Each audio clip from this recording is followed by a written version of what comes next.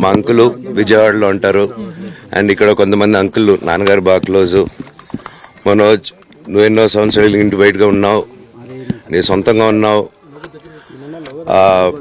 మీ నాన్నగారు అమ్మగారు ఒకరే ఉన్నారు.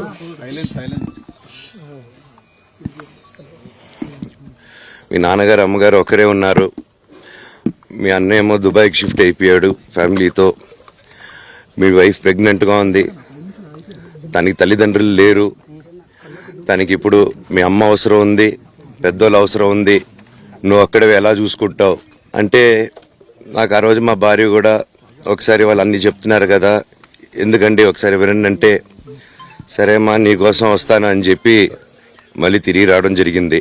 అండ్ నేను ఈరోజు నా గురించి ఆరోపణలు వేస్తున్నారంటే అది నేనేం చెప్పలేను. ఓన్లీ మీకు ఆధారాలు మాత్రమే చూపించగలుగుతాను.